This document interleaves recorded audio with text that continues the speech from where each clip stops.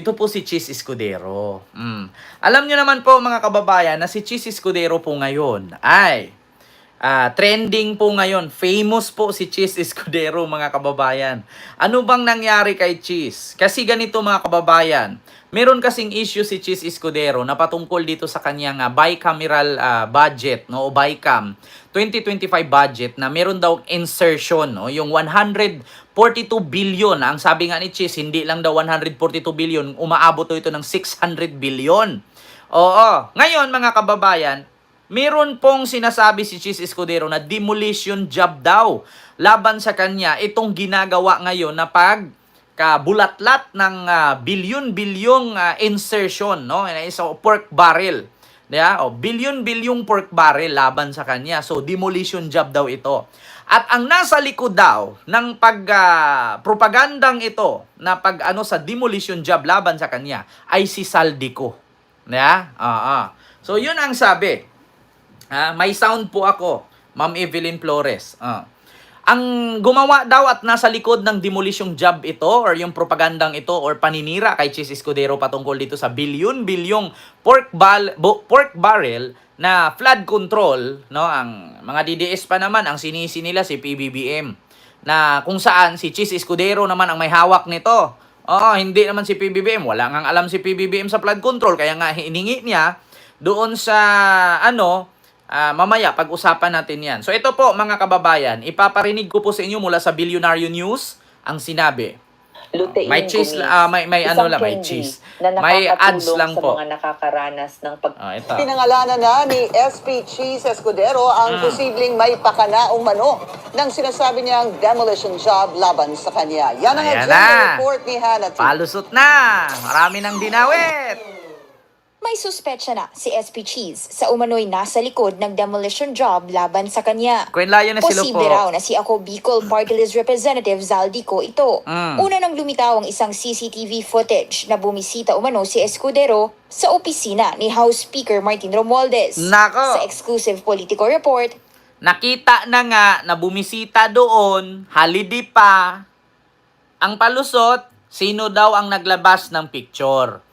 Sino daw ang naglabas ng CCTV footage? Sabi nga ng Bilyonaryo at ng Politico News, nakuha lang nila. Ang tanong kasi ngayon mga kababayan, hindi mo pwedeng isisi kay Saldico kung bakit lumabas itong issue na to at yung sikretong ito. Bakit?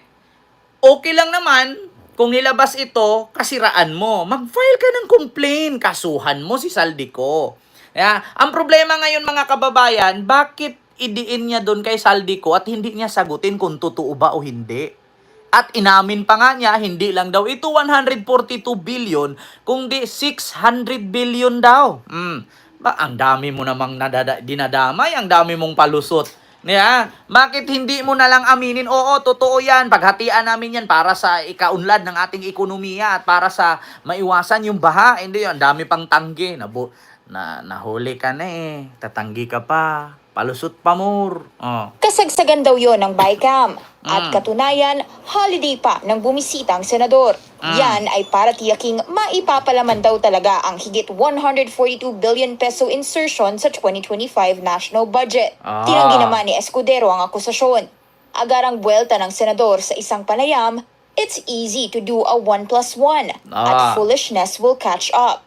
Dahil matapos ang kasagsagan ng budget issues, wala naman daw tinanggal na sino man sa Senado, kundi sa House of Representatives. Ngayon, pagkatapos daw ng pirmahan ng budget, wala naman daw tinanggal sa Senado. Ang may tinanggal lang daw si Saldico. So, porkit ba tinanggal si Saldico doon sa Congress bilang miyembro ng whatsoever, kung anong posisyon niya dyan sa Congress, siya na agad? Naku, baka naman, Chis Escudero, baka mabaliktad ka nito at ikaw ang naku, ayoko na magsalita. Diba? Ang daming kaek-ekan. Wala ka pa namang sigurong sure na si Saldico ang nasa likod ng demolition job na ito. Ang babasihan mo lang kasi tinanggal siya, kaya nagaganon siya. Anong alam ni Saldico dyan? Kasi di ba ang sabi ni Sara, 2 tao lang daw ang naghahawak ng budget, si Saldico at si Martin Romualdez. So ngayon, sa ibig sabihin, sa ipinarating ni Chis Escudero, may alam si Saldico sa budget insertion na to. So si Saldico lang daw ang naglabas kasi si Saldico ay alam ito. So ibig sabihin, totoo. O bakit mo pag-initan si Saldico? Asan ang proof mo? O ito, pakinggan nyo. Si Saldico nga ba? Yeah? Si Saldico nga ba ang naglabas nito o may nakasilip na iba? Tinatanggal umano si Ko bilang House Appropriations Committee Chair. Sinusubukan pa ng Bilyonaryo News Channel kumuha ng reaksyon mula kay Ko. Pero base sa House Records, December 2024 nang magsumite siya ng resignation letter kay Speaker Romualdez dahil sa umano'y health concerns. Kung si Saldico, alam niya itong budget na ito na inihirit ni Chis or isiningit, December 2024 pa lang, nag-resign na si Saldico kasi nga may sakit. Diba? So, bakit ngayon, paano malaman ni Saldico ito na may insertion ganito? Nag-resign na nga. Yeah? Israel Astorga Obispo, maraming salamat po sa yung super chat. Ayan. I only have one sibling left there in the Philippines but I strongly advise them don't vote anymore. It's useless. It's so sad. Nakakaawa ang Pilipinos. Diba? Kaya sa totoo lang mga kababayan, nag-resign si Saldico December 2024. Pinirmahan ang budget December 30. Pumunta ka doon, holiday, 30. 24 pa lang, nag-resign na si Saldico. Na ring sinabi ni SP Cheese na hindi lang 142 billion ang realignments sa 2025 budget, kundi pumapalo ng lagpas 600 billion pesos. Diba? Ang isda nahuhuli sa bunganga, hindi sa buntot. Hindi lang daw pala ito 142 billion, kundi mahigit kumulang 600 billion. Nako po. Diyos mio mga kababayan. Sumakit na nga yung ulo ng Pilipino na bayaran ng ating tax yung 142 billion. Hindi lang pala ito 142, kundi 600 billion pa. Patay, kambata ka. Kita nyo mga kababayan? Hindi lang 100, kundi 600. Inamin na niya. Ulitin ko Pagdating sa BICAM meetings, sinabi ng politico.com.ph na naging dominant si Escudero sa proceedings. Dahilan para ma-elbow si dating Finance Committee Chair at Senador Grace Poe. Unfair insinuation naman ang turing ni Escudero sa mga Ma'am parata. Susan, hello po. Wala talaga kayong ibinulsa or meron? Wala. Kaya nga, gaya ng sinabi, gaya nga ng unang tanong kanina. Ayan na naman kayo, tatanungin niyo ako ng ganyan tanong, tapos i-quote niyo ako ng base sa tanong ninyo. I think that's an unfair thing to do, quite frankly. If I have never had, no single case has ever been filed against me in my 27 years in government. May paglilinaw naman ng House. We are focused on our job. The House's job is to advocate for and pass laws and not start any black propaganda against anyone. Hindi direktang tinanggi ni Attorney Princess Abante ang akusasyon. Pero anya, wala pa siyang info sa issue. Mapa-House man o Senado, may nagmamaniobra raw ng demolition job at may nagsisingit ng questionable budget. Diba? Mapasinado man or mapakamara, may sumisingit pa rin. Yan po yung tinatawag na pork barrel. Ang tanong mga kababayan, kapag sana okay na, 'di ba? Na-budgetan na yung ganito, na-meetingan na, okay na tong budget na to, okay na yung budget na yan, wag na dapat yung kakaltas-kaltasan pa, babaguhin nyo pa. Tapos pagdating sa huli, nagkapalpak-palpak, 'di ba? Sinong sisihin? Si PBBM na hindi naman alam ni PBBM kasi ang alam niya sa meeting, okay na. Tapos pipirmahan niya sa dulo, hindi na naman niya isa-isahin yan. Kakapal-kapal nung papel Kakapal-kapal nung BICAM libro. Ang kapal nun. Sa tingin ninyo, isa-isahin niyo ni BBM, matatapos niya yun sa isang araw lang?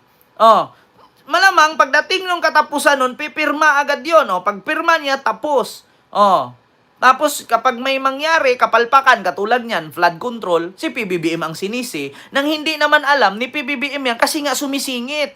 Ganyan ang sakit nito, ganyan ang sakit nito mga politician dito sa Pilipinas. May mga hocus-pocus, yung may magic-magic, di ba? Alam nyo yung okay na, napagmitingan na, napagsabihan niya. Tapos kukontsabahin mo ngayon, yung nandoon sa baba na naghahawak ng libro na, isingit mo to, kasi pipirma si PBBM. Pak! Paglagay niya ng sign, pagpirma niyan, automatic, nabibigyan ka kasi siningit mo eh. Yeah? Shoni Tavada, maraming salamat po sa yung super sticker. Thank you so much. Di ba? Ito, example ko sa inyo. Ano ba ibig sabihin ng singit-singit? Ganito yan. Alam mo, pag nag-apply ka bilang seaman, kapag ikaw seaman, gusto mong sumampa sa barko. Pag sumampa ka sa barko, kailangan kumuha ka ng solas, kumuha ka ng lahat ng requirements nila, tapos training. Pag nakumpleto mo lahat yan, hahanap ka ng backer. Tapos pag nakakuha ka ng backer, ang gagawin doon, bigyan mo ng padulas para yung pila na yon isisingit ka. Ganyan ang nangyari. Parang nag-apply ka lang at sasampa ka sa barko para kang seaman. Di ba? Yan minsan may mga ganyang pangyayari. May mga senaryong ganyan pag nag-seaman ka. Pag sumampa ka ng barko. Kaya may mga singit-singit. Tapos bigyan mo ng padulas para mauna ka sa pila. Na instead, panghuli ka, bigla kang isingit kasi may padulas. Ganyan mga kababayan. Tama ba ako?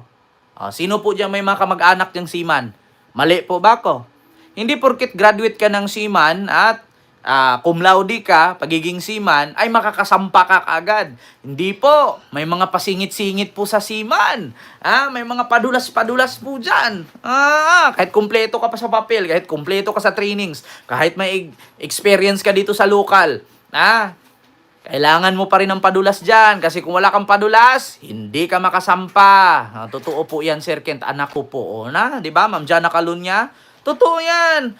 Alam nyo, sa pagsampa sa barko, kahit kumpleto ka ng requirements, gagastos ka pala ng 100 plus, 150, correct me if I'm wrong, 100 to 200K. Yan ang magagastos mo. Kasi kailangan mong padulas dun eh. Kasi hindi porkit tatay mo, seaman noon. Hindi, walang ganon. May mga ganyan. Tama ba ako? Ito na, mga kababayan. Speaking dyan, continue natin. Ito na nga. Ibibigay na kay PBBM ang listahan ng flood control project. Nako po, kabahan na si Chis Escudero dito. Nakapagbuo sila sa mga politiko. Handa na ang DPWH na ibigay ang listahan ng lahat ng flood control projects ng gobyerno para mabusisi ng Pangulo. Pero tingin ni DPWH Secretary Manny Bonoan, dapat ding masilip ang mga proyekto ng mga dating administrasyon. Narito ang agenda report ni Ivy Reyes. Di ba? Alinsunod sa utos at patama na rin ng Pangulo sa maumunoy sabwatan ng mga kontratista sa flood control projects, isusumite na sa susunod na linggo ng DPWH ang listahan ng halos 10,000 flood control projects mula simula ng Marcos Jr. administration. Marami po kasing flood control projects na nasagawa na po nung mga nakaraan na administrasyon. Ito po yung tinitiyak namin na kung nandiyan dyan pa po ba yung mga dating flood control projects. Kasi marami pong bagyo at mga floods na dumaan na po rito sa mga... Narinig nyo? Marami ng flood control na naipagawa sa nakaraang administrasyon or kay Digong. Ang tanong ngayon mga kababayan, nandyan pa ba? So kung wala na yung flood control na yan, ibig sabihin lahat ng ginamit na materialis doon substandard. Ilang taon ba magtagal ang flood control project na yan? Kasi isang ano yan eh. Katulad ng dumaan ako ng, correct me if I'm wrong, saan ba yan? Marikina ba yan? Pasig. Merong tulay dyan sa Pasig. Alam niyo yung may malaking tao na nakatayo, silver, ang tawag doon? Paki-comment ka mga kababayan dyan sa Pasig. May taong nakatayo. Drainage system. Yan yung flood control, no, na drainage system. Siniminto yan eh. 'Di ba? Kaya mga kababayan, yung may malaking taong nakatayo diyan na rebulto sa may Pasig, maraming drainage system diyan, na minomonitor yung tubig at saka hindi makakalusot yung basura kasi may screen. 'Di ba? Kaya sa totoo lang mga kababayan, ibig sabihin kung wala na yung mga luma na flood control project ng nakaraang administrasyon ni Duterte, ibig sabihin, may hocus-pocus na naman. Itayo mo ngayon, after 5 years, mawawala na. Marikina po yun. Sa Marikina ba yan? Sa Bridgetown? May malaking dyan drainage system. Dyan sa ilog, Marikina ba yan? Patawid ng Pasig, dyan sa may Bridgetown, yung malaking tao. Di ba? Yung may malaking rebulto dyan na kulay silver. Laki ng dyan. Flood control. So, ibig sabihin, river monitor. So, ibig sabihin, kung mawawala yan, ibig sabihin, substandard ang kagamitan. Victor statue. Ayan. Sa Bridgetown. Sabi ni Ma'am Emeline Pinto. Di ba? Ito pa kung nandyan pa daw, yung mga dating flood control project, maganda, sabi ni Bunuan. Ito nung nakaraang administrasyon. Sa tingin ng DPWH, natugon na naman ng mga proyekto ang layunin nila. Pero may isa raw problema ang ahensya na binana pa nila mula sa mga dumaang administrasyon. Noong pumasok kami dito sa administrasyon nito, napansin po namin na yung mga riverbeds po, yung sa Pasig. ng dinadaanan ng tubig, mababaw na po. I think for the last... Kaya mababaw siya, mga kababayan, yung mga ilog, kahit magtayo ka ng dike dyan, mega dike, yung gilid ng ilog, yung dadaanan ng tubig, yung gilid, di ba sinisimento nila? Kasi may mga bahay yan yung gilid. Katulad dyan, punta ka ng San Juan, papuntang Kalintong, Mandaluyong, yung gilid niya ng ilog, nakasimento lahat yan. Sa Davao, walang ganyan. Nakasimento lahat yan. Alam nyo kung bakit tumataas ang tubig, dumadami ang burak. Kasi minsan, hindi lang po burak ang nakakapagpadami dyan, mga kababayan, kundi pati basura. Sakit din po mismo ng mga nakatirang malapit sa ilog, iwasan nyo po magtapon ng basura. Kasi kapag magtapon kayo ng basura dyan, hindi po yun nabubulok. Isang araw magtapon ka ng 1 tonelada, sa loob ng 5 taon kung everyday 1 tonelada, pupuno yun. Tapos ang idadahilan mo, burak. Hindi po yun burak. Hindi po tumutubo ang burak Ang tumutubo po yung basura. Ngayon, pasalamat na tayo kay Ramon Ang na kahit hindi siya politician, tumutulong siya na kukutkutin yung mga burak, kinukuha niya. Pinapalalim niya, kinukuha ni Ramon ang burak para lumalim ang tubig, hindi umapaw. Actually, mga kababayan, tama po ito. Yung mga gilid ng ilog, umaangat ang tubig, dumadami ang burak. Hindi po iburak ang dumadami, mga kababayan, kundi basura. Dapat tayo mga Pilipino, magkaroon po tayo ng disiplina. Kasi pagdating ng sakuna, isisi natin sa gobyerno, which is tayo naman po ang gumawa ng mali. Hindi po ang gobyerno. Ang gobyerno, naghahanap ng solusyon. Kung tayo mismong tao, hindi marunong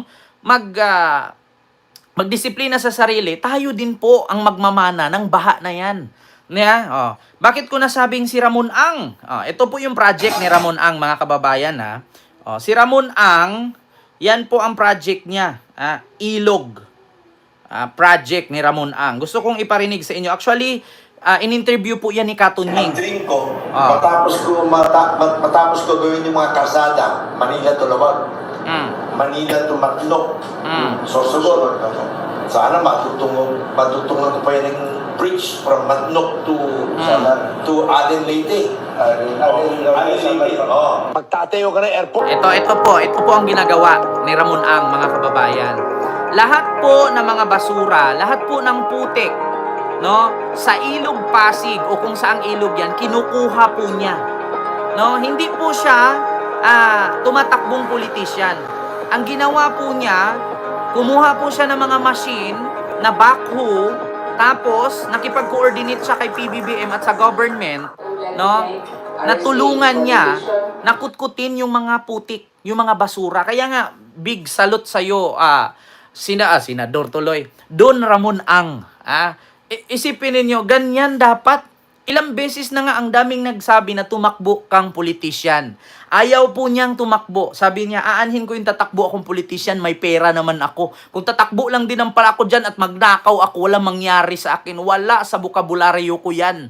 So ang ginawa niya, marami naman siyang pera, at nakapagbayad naman siya ng ayos dyan sa tax niya. So ang ginawa niya, nakipag-coordinate siya sa government, kahit sino na presidente, mula pa kay Mula pa kay ERAP, kay Gloria, hanggang sa kay PBBM, ang ginawa niya ay kinukutkot niya. Kinukutkot niya yung mga putik, no, para lumalim, hindi dadami ang basura. Kasi puro basura po, mga kababayan. Ayan po, puro basura po yan. Yan po ang nagkakakos ng baha. Pag nagbara po yan, maipon lahat, talagang magbabaha. Ayan, ginagawa ni Ramon Ang. Actually, mga kababayan, no, speaking sa mga hindi po nakakapunta ng Singapore, ganyan po ang ginagawa sa Singapore. Meron po silang ganyan na parang roro na maliit, tapos may backhoe, kinukuha nila yung mga basura, kinakarga nila doon sa may maliit na barko. Tapos dadalhin nila sa pinakadulo, susunugin nila, gagawin lang isla. Kasi hindi mo makaligtaan yan. Kung ang Singapore nga, napakalinis ng ilog nila, kahit sabihin nating madilim yung ilog, pero walang amoy. Kasi everyday may kumukutkot ng basura, kinakarga doon sa barko. Magtatayo ka ng airport. Ganun po yun, mga kababayan. Kaya magpasalamat po tayo kay Ramon Ang. Kasi nga, hindi siya politician, tumulong po siya sa bayan. Ngayon, kung iasa na lang natin lahat kay Ramon Ang, walang mangyayari. Bakit? Si Ramon Ang is a businessman. Tumulong lang siya. Hindi po siya parte ng ng government. Tumulong lang siya. Kasi, kung hindi siya tutulong sa baha, maaapektuhan din po ang kanyang negosyo. Ang negosyo niya, marami siyang business. Ngayon, paano kikita ang business niya kung hindi siya tutulong sa community? Diba? Ganun ang ginawa niya. Ang daming nga nagsabi sa kanya, tumakbo kang politics. Sabi niya, no, wala sa bokabularyo niya yan. Diba? Ito na nga, mga kababayan. Kaya, yung mga politician dyan na binulsa ang pondo, good luck na lang sa inyo. Diba?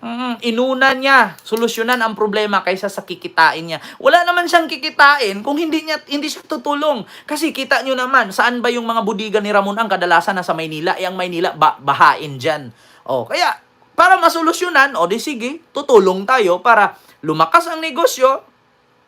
Diba? Malaki kita. Paano lalaki kita mo kung magbaha? Magtayo ka ngayon Jollibee dyan. Sinong kakain kung ang tubig hanggang tuhod? Walang kita negosyo mo. Tumulong ka sa community. Hindi ba? So yun po. Sunod, mga kababayan. Eto na po.